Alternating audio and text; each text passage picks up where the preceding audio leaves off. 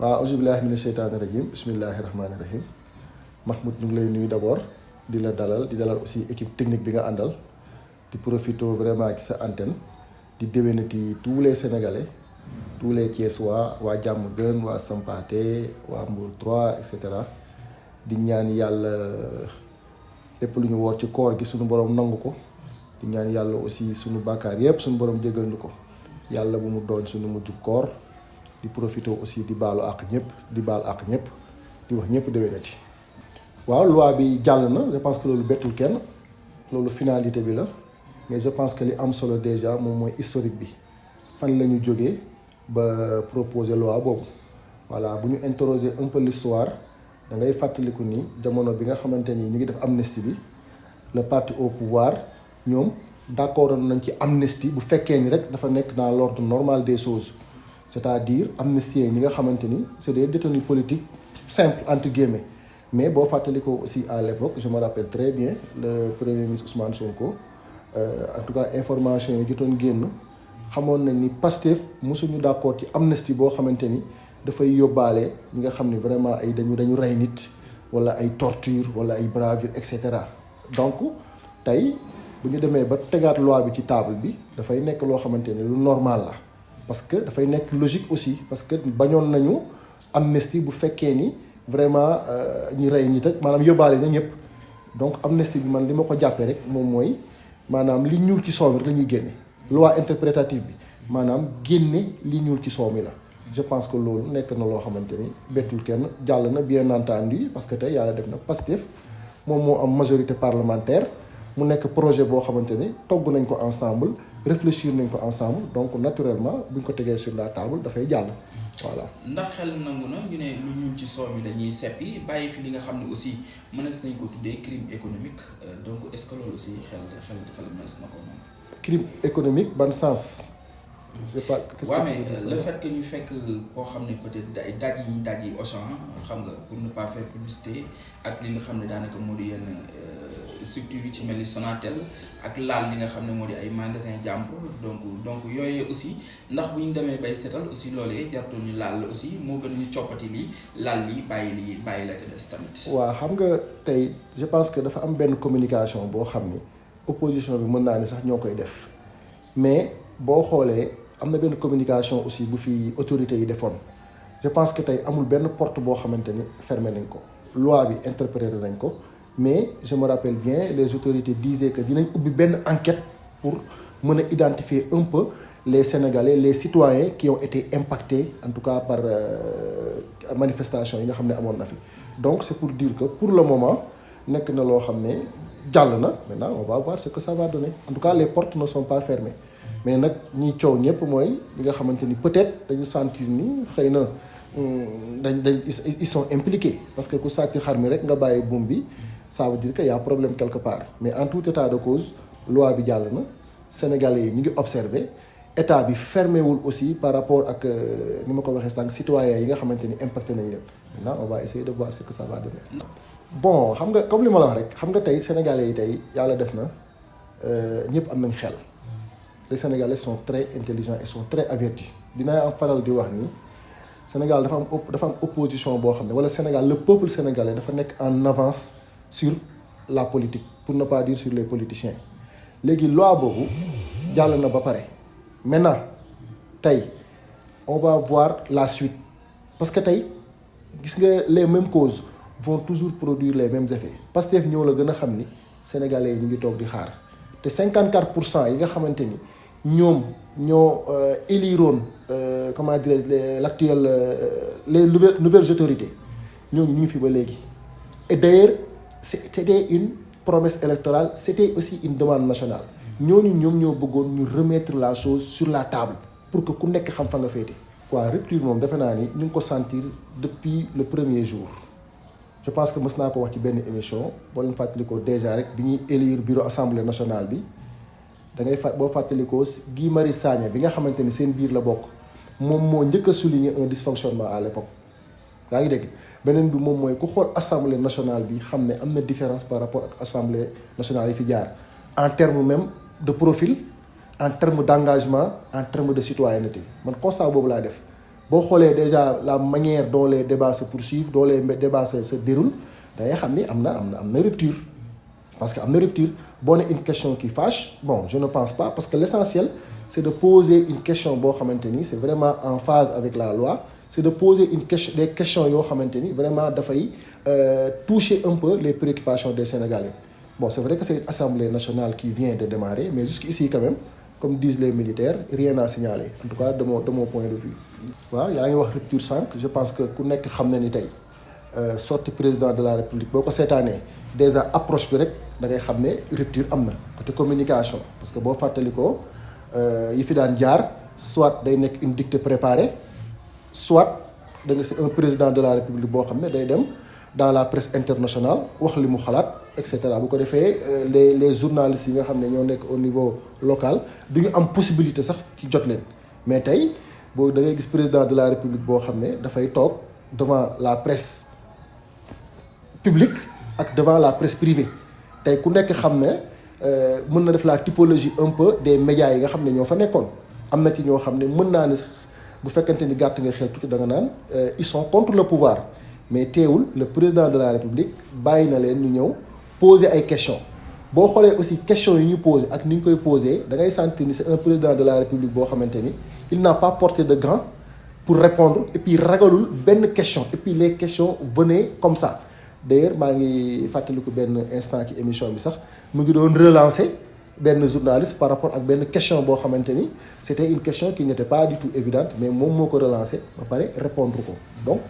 ak loo ci mënta wax y a une rupture. Maintenant par rapport au contenu bi ñëw na vraiment sur tous les secteurs, côté éducation, côté agriculture, et cetera. Donc mu nekk un président boo xamante ni vraiment nekk na dans une logique depuis que mu nekk fii ba mu ñëw fi ba léegi quoi, man jàngat boobu laa ci am. waaw xam nga Mamour ñun ñëpp ay sénégalais lañ quoi, nous sommes tous des sénégalais te fii kenn nelawul quoi, voilà. Xam nga sànq maa ngi naan dictée préparée, ça veut tout dire. bëgguma di la dog, mais fii on se sait, et je suis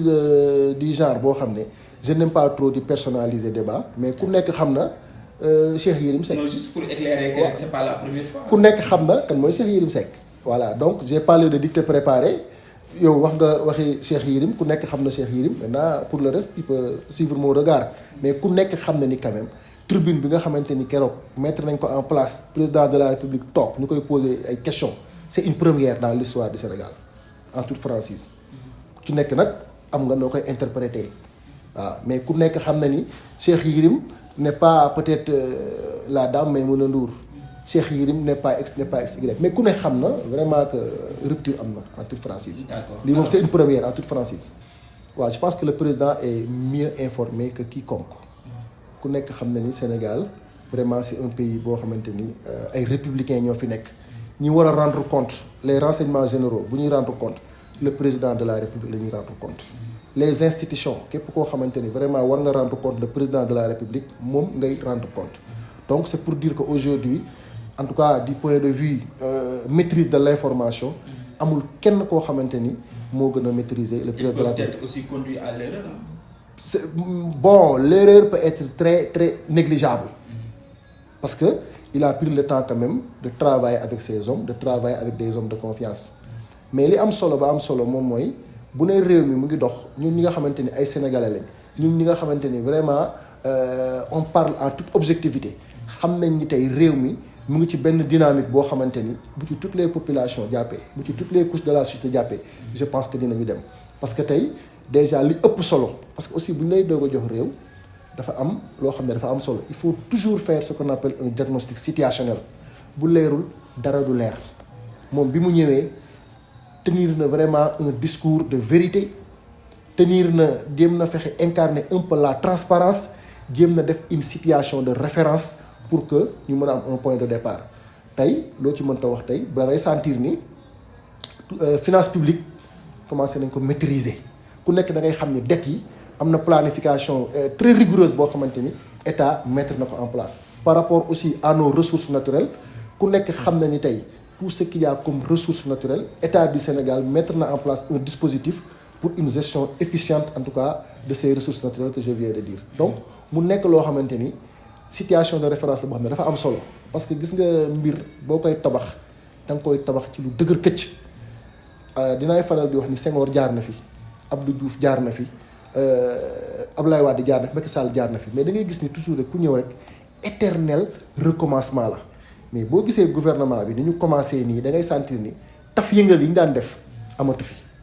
wala ñu ngi jéem a teg réew mi ci yoon en tout cas ñun ñi nga xamante ni am nañu chance un peu nekk ci administration bi di liggéey da nga koy sentir. côté aussi corruption tey ku nekk xam na ni Sénégal kenn amu fi fit naan yaa ngi def corruption wala képp ku ko doon fësal sax amatoo fit defal ko parce que nag ñu wax dëgg am na ay temps ñun ñëpp ay Sénégalais lañ da nga daan gis nit di def corruption au su et aux yeux de tout le monde du ci sax am kersa mais nag tey àdduna mi ngi dox da ngay sentir ni tey boo demee ci administration bi da ngay sentir ni même bu fekkante ni sax du ñàkk ñoo xam ne ñu ngi def corruption waaye ñu ngi koy nëbb donc c'est pour dire que quand même réew mi mu ngi ci yoon loolu laa jàpp. Et vraiment, les choses sont au contrôle. Voilà, d'emblée, il faut que nous sachions dara. La justice, elle est toujours rendue au nom du peuple. Ce peuple-là, mon justice. Le peuple, si vous faites que ça atteint dara, neexuko, bis bu génné fi ñaari fan, gaay régler problème bi. Maintenant, par rapport à la justice bobu, le président de la République wax, mom le peuple bi wax. Peuple bobu nga xamanteni la justice est rendue à son nom. Peuple bi moni dafa yéex peuple boobu à 54% ñoom ñoo éliroon Bassirou Diomaye Faye pour que mu mën a corriger injustice yi nga xam ne amoon na fi peuple boobu tey nag moom moo ni ak la justice dafa au niveau de la justice dafa am lenteur bien entendu aussi on est d'accord que en termes de ratio ku nekk xam na ni effectif magistrat yi fi nekk effectif avocat yi je ne pense pas que mu mën a répondre en tout cas à toutes les préoccupations des populations mais toujours est-il que ku nekk xam na ni am na ay audits am na ay dossiers yu bari yu tegu sur la table ku nekk xam na ko sans même entrer dans les détails donc boo nekkee un citoyen boo xam ne tu es objectif da ngay sentir benn lenteur boo xamante ni am na quand même ci justice bi ci des moom mooy loolu sama xalaatu bopp la magistrat yu ci bari aussi fii la ñu nekkoon da ngay mel ni sax boo fekkente ni xaw nga ñeme yàlla tuuti da nga naan am na ci ñoo xam ne dafay mel ni sax dañuy bras de fer un peu avec les nouvelles autorités donc dafa am na benn guerre froide sama xalaat la benn guerre froide bu fi nekk aujourd'hui entre certains magistrats ak en tout cas les nouvelles autorités mais toujours est-il que le constat est là sentir nañ ni y a des lenteurs am na fu muy toll nag le président de la République la personne morale en tout cas de notre pays am na fu muy toll aussi dafa war a jël ses responsabilités parce que c'est le moment quand même ñu teg dossier sur la table ñi nga xam ne war nañ leen a alpaguer ñi nga xam ne war nañ leen a traquer ñu dem traquer leen parce que loo ci mën tax aussi injustice amoon na ay malversation amoon na y a quand même des corrections qu'il faut faire quoi et puis très rapidement bien entendu on est d'accord dossier le temps de la justice n'est pas le temps du peuple on est d'accord noonu la toujours c'est une chanson quoi mais quand même force est de constater que am na lenteur quand même. waaw d'abord aussi dañuy d'accord ci benn affaire jàmm mënul am fu dëgg amul il faut tamit ñuy waxante dëgg parce que réew aussi mënoo ko tabax sans la vérité réew mënoo ko tabax sans la transparence on est d'accord il va falloir que quand même parce que réew am na fu muy toll faaw mu am dialogue mais contexte bi dafa nekk un contexte extrêmement compliqué dafa nekk un contexte boo xam ne très sensible et c'est une première. C'est la première fois quand même un président de la République jóge fi bàyyi fi ay chiffres vraiment une institution accréditée une institution formelle une institution autonome bu mel ne Cour des comptes ñëw def vérification ñu gis ni les informations yi nga xamante ni ñi fi jógee teg nañ ko sur la table les chiffres yi ñu déclaré dafa nekk en déphasage avec les chiffres réels mu nekk contexte bu extrêmement difficile. C'est la première fois aussi ñu sentir ay détournements ak ay malversations. Mais en tout état de cause Sénégal nekk yemul ci politiciens yooyu kese aujourd'hui on a la possibilité quand même de créer un dialogue boo xamante ni tous les acteurs dañ leen di dugal société civile les partis politiques et cetera ñu xool naka la ñuy def ba am consensus en tout cas à tout point de vue d'ailleurs le président de la République sax fermé wu ko président de la République il a même parlé du dialogue mais nag cela n'empêche pas à la justice de faire son travail dans la manière la plus transparente possible, dans la manière la plus rigoureuse possible. Donc oui à un dialogue, mais quand même, ñu tegu ci dëgg mu tegu ci transparence waaw dañuy profiter toujours ci tribune bi aussi di féliciter le ministre de l'agriculture en tout cas ak tout le gouvernement parce que gis nañ ni ñu ngi def ay efforts ñu ngi def vraiment ay descentes sur le terrain pour faire un diagnostic pour que ñu mën a mettre en place ces coopératives là mu nekk lu am solo ku nekk xam na ni coopérative dafa nekk benn en tout cas dafa nekk benn cercle boo xamante ni dafay faciliter lu bëree bëri dafay faciliter lu mel ne les producteurs à accéder au marché dafay faciliter la création de l'emploi dafay faciliter un peu li ñu naan dynamique organisationnelle à la base dafay mën a permettre aussi sànq maa ngi koy wax création de l'emploi acteurs yi di mën a positionner wu sur plusieurs chaînes de valeur mais dafa am benn mais aussi boo xamante ni dama ko ciy def parce que aussi yàlla def na am naa chance aussi peut-être en plus de 10 à 15 ans d'expérience en tout cas dans le développement rural ñu bañ a fàtte aussi li ñu naan l'existant parce que tey loo ci mënta wax coopérative nekkul lu bees jamonoy Mamadou Diallo ba léegi mais am na dynamique organisationnelle boo xam ne am na fi ba pare tey boo demee ci vallée du fleuve Sénégal da ngay gis ni ay union de producteurs moo fa am union bu nekk dafay ëmb ay GIE yi ñoom ñooy produire mais union bi day am fonds de commercialisation di jëndaat boo demee tey lu mel ne bassin arachidier bon su ma resté ci vallée bi mën nga citer ay union yu bari mën nga citer ay union pont gendarme mën nga citer ay union ngomeen union Thiléne et cetera nga dem lu mel ne ci bassin arachidier bi am na aussi ay organisation de producteurs yu fa am yàgg fa ba pare mu nekk ay modèle économique yoo xamante ni li anglais naan ay am na ay success stories mënoo recommencer foofu à zéro boo jëlee tey lu mel ne FEPROMAS ku nekk xam na FEPROMAS tey mu ngi liggéey vraiment di recruter sax ay cadres di recruter ay ingénieurs ñu leen di liggéeyal di recruter ay xale yoo xam ne am nañu master am une gestion interne di am vraiment li ñu naan gestion des stocks vraiment ñu am modèle yu leer nañ boo yéegee ci kaw dem Ziguinchor aussi am na li ñu naan entente de Diouloulou mu nekk ay faîtières yoo xamante ni am nañ ay modèles USAID aussi liggéey ci lu am solo FNDAPS liggéey ci lu am solo les structures d'appui technique liggéey ci lu am solo donc encore une fois oui à la structuration des chaînes de valeur mais quand même existant bi ñu ci fekk nañ ko fi bàyyi. lu am solo la parce que zone agroécologique bu ci nekk boo fa demee am na lu ñu fa liggéey lu am solo loo xamante ni avec un petit style de management rek da ngay am dara rapidement parce que fii quand même agriculture loo ci mënta wax capital humain bi fi nekk macha allah. Donc faut pas recommencer à zéro. Il faut quand même partir de l'existant. te gis naa ne le ministre aussi mu ngi ciy liggéey lu am solo. Maintenant les techniciens sont toujours disponibles pour accompagner. waaw xam nga comme li ma wax sànq rek gouvernement la boo xam ne mën naa ni 1 an lay doog a am mais agriculture quand même bokkul ak yeneen secteurs yi parce que agriculture quand même c'est une science la boo xamante ni lépp loo ci da nga koy planifier nekkul une planification dans le court terme. D'accord. Mais quand même am na ay mesures yoo war a jël wax nga ko sànq campagne agricole bi soreetul mais une campagne doo xaar ba mu des 2 mois wala 3 mois nga doog ko préparer da nga koy préparer 1 an avant. loolu moo may permettre ma ñëw un peu ci yan éléments la ñu war a mettre sur la place pour réussir une campagne électorale. Parce que campagne électorale mais campagne agricole. Il faut régler li ñu naan ay facteurs de production. parce que tey boo amul semence de qualité doo mën a am campagne bu baax. donc côté boobu il faut ñu jàppale ISRA bu baax a baax.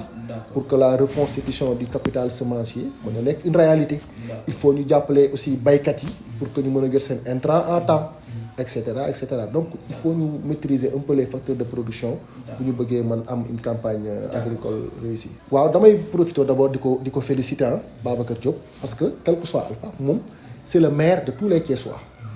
tey ku waxal yàlla aussi xam ni Thiès changé na configuration. ku am chance aussi def le tour du Sénégal dugg ci yeneen régions yi da ngay dégg sax ñi nga xam ne dañoo dëkk ci yeneen régions yi commencé mel ne kuy ñee Thiès. man mënuma la wax sama ñaata xarit ñoo may woo naan ma mais yéen seen ville bi changé na de seen maire bi lii seen maire bi laa donc loolu moo tax ñun mouvement progrès dañu am benn approche parce que le président de la république Bassirou Diomaye Diakhar Faye ñun ñëpp ñun ñoo ànd jàppale ko teg ko à la tête de ce pays moom moo ni il faut toujours que ñuy xool sénégalais yi nga xamante ni ils sont compétents sénégalais yi nga xam ne c'est des travailleurs sénégalais yi nga xam ne ils sont vraiment intègres am nañ profil yu baax yu jéem a xool naka la ñuy def ba liggéey réew mi ñun à Thiès ñun progrès ñun ñoo gis Babacar Diop mu nekk koo xamante ni il est en train d'abattre un travail extraordinaire et puis dans tous les secteurs moo tax ñu ne ñun en tant que citoyen en tant que Thiessois conformément en tout cas aux orientations de l'État conformément en tout cas à la demande du président de la République ñun on va essayer de voir comment travailler avec le maire ñun ñoo sol jël suñu sos ñun ñoo sol suñu dàll dem fekk ko ni ko monsieur le maire gis nañ liggéey rafet na trop on va essayer de voir comment fédérer nos forces pour travailler en tout cas pour appuyer les Thiessois. Donc loolu relation de travail la ñu am relation en tout cas de confiance moo nekk suñu diggante relation la boo xamante ni aussi dañu bëgg mu nekk au profit des Thiessois dañu bëgg aussi mu nekk au profit en tout cas des Sénégalais d'une manière générale. waaw xam nga Sénégal moom dafa nekk dëkk boo xamante ni dafa baaxoo coow je pense que bépp leader boo xam ne bëgg ngaa liggéey waxuma la sax Sénégal même bu dee dans le monde un leader rigoureux toujours dafay dégg loolu dafa dëgër dafa compliqué et cetera. mais Babacar Diop da nga bëgg a dëgërul compliqué. waaw dinaa ci ñëw loolu d'abord boo nekkee un leader rek travailleur rigoureux ambitieux toujours da ngay dégg loolu. Mais j'ai eu la chance quand même de côtoyer l'homme, personnellement. Mais je sais que c'est un grand manager. Qui? Babacar Diop. D'accord. Loolu ñeme naa ko wax. C'est un grand manager. Pourquoi je le dis? Parce que gis naa déjà dans son cabinet déjà ni muy collaborer avec son équipe. ñun ñi nga xamante ni aussi ñooy ñëw di liggéey ak moom gis nañ approche participative bi nga xamante ni am na ko. Mais quand même Wolof dafay faral di wax tubaab sax moo ko wax on peut pas faire des omelettes sans casser des œufs sénégalais parfois ñooy xaw a dëgër bopp mais li am solo ba am solo mooy quand tu sens que ni yow li ngay def nii bis bu sottee ñëpp dinañ ci gis seen bopp il faut foncer xëy na approche boobu la Thiessois yi comprendre mais léegi boo demee ci terrain bi da ngay commencer sentir sympathie bi nga xamante ni mu ngi koy commencer gagner. Et puis man j'en profite pour lancer un appel à tous les Thiessois aussi ñu appuyer ko parce que on ne change pas une équipe qui gagne man je suis pas là pour faire le procès de qui que ce soit Babacar Diop c'est un citoyen comme ni ma nekkee citoyen man bis mën naa ñëw ma dem samp sama ndënd comme moom wala sax man ma dem samp sama ndënd damaa bëgg a laaj Sénégal am naa ki droit je suis un citoyen mais quand même développement local dafa am lu mu laaj boo gisee nit muy liggéey boo gisee nen nañi dafa nekk di liggéey dafa nekk di am ay résultats yow gis nga côté éclairage public côté éducation ku nekk xam na ni plus de 1000 xale nga may leen bourse loolu yombul da nga wax ji bu dee côté couverture maladie par exemple nga enrôler presque plus de 5000 familles est-ce que yaa ngi dégg côté comment dirais-je côté initiative citoyenne kenn xamul ñaata millions la ci def et cetera et cetera. Donc bu nekk koo xamante ni dafa nekk dans une dynamique mu ngi liggéey mu ngi fexe di jege population yi man personnellement ànd naa ak moom ci ay liggéey yu bëree bëri yoo xam ne dafay dem seeti kilifa diine yi tey est-ce que xam nga Thiès tous les champions de Thiès bon du ma ne tout sax peut-être en tout cas presque 90% des Thiessois yi nga xam ne ay champion lañ ci seen domaine Babacar sol na daalam dem seeti leen autorités yi nga xam ne ñoo nekk Thiès nga xam ne sur le plan politique wala sur le plan économique am nañ fi vraiment histoire am nañ fi palmarès Babacar sor na dàllam dem seeti leen est-ce que xam nga këru diine yi nga xamante ni ñu ngi Thiès aussi nga xamante ni vraiment mbooloo dafa nekk seen ginnaaw muy kër Maam El Hadj muy kër Chérif Naama Aïdara et cetera ñooñu ñëpp sol na dàllam ànd ak équipe am dem seeti leen. Donc quand les gens disent que il n'a pas une approche participative wala il n'est pas un bon manager ça veut dire que xëy na ñiy yàq ñoo koy wax rek mais. Et puis di ngeen gis incha allahu rabbi mois yi ñu jëm wala année yi ñu jëm di ngeen gis ni Babacar Diop commence quand même à faire de très bons résultats aussi à Thiès. Non, Babacar il a toujours le soutien de Pastef. Il y a aucun souci entre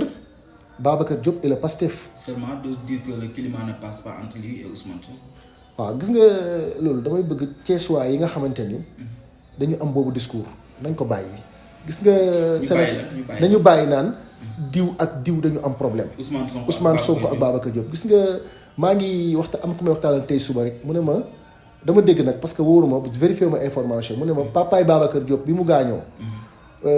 Ousmane Sonko bokk na ci ñi njëkk ca kër ga. presque am na Ceesuwaay yoo xam ne sax délégation Ousmane Sonko moo jiitu foofu donc y a pas péril à la demeure te ku nekk xam na fulla Babacar Diop ku nekk xam na fulla président Ousmane Sonko ku ne xam na seen fulla bu fekkente ni problème am na seen diggante mais dañ koy teg sur la table dañ koy wax ñu dégg ko. donc encore une fois damay ñaan waa PASTEF di ñaan ñëpp aussi ñu fexe di am un climat social apaisant entre ñi nga xam ne PASTEF la ñu nekk ak ñi nga xamante ni c'est les alliés. parce que réew mi aussi bi nit ñi di xeex pour jël le président de la République teg ko à la tête de ce pays nekkul rek militant de pure souche PASTEF ñoom ñoo ko def man mouvement laa yor. je suis du mouvement progrès mën naa ni awma carte membre PASTEF mais damaa xeex comme ni waa PASTEF xeexi comme keneen ni mu ko defee perte seen temps perte seen xaalis donc il faut pas que certains naan ay diw bokk na PASTEF wala bokkul PASTEF non donc Babacar Diop encore une fois c'est un bon profil je recommande même au président de la République je recommande même au PASTEF ñu xool naka la ñuy def ba am une collaboration très franche avec moom parce que quand même la répétition est pédagogique il a un très bon profil et puis liggéeykat la. merci beaucoup Djibril Ba président du mouvement progrès. ñu bàyyi la jaajëfal bu baax a baax. voilà vraiment maa ngi lay sant di la gërëm. xam naa ni temps jafe na trop waaye nga seet si ma may ma occasion may wax ak Thiessois may wax ak sénégalais yi peut-être di gën a ñaax journalistes yi aussi parce que ñoom tamit am nañu un rôle vraiment capital bu ñu war a jouer en tout cas dans le fonctionnement du Sénégal réew mi jaxasoo na donc comme ñun ni ñu koy waxee en tout cas dans notre jargon technique yéen da ngeen a war a nekk ay vulgarisateurs lépp loo xamante ni bon je suis pas là pour vous apprendre votre métier maanaam lépp loo xam ne lu baax la rek dañuy jéem a fexe ba vulgariser ko. Sénégal nekk na ci tey benn époque benn moment bu xaw a difficile tuuti donc il va falloir que ñëpp jàpp ci muy société civile muy presse muy opposition muy état je pense que bu ci ñëpp jàppee rek ak leadership yi nga xamante ni gis naa tey mu tegu je pense que dans le court le moyen terme Sénégal incha allah rabbi dina nekk dans les rampes de l'émergence.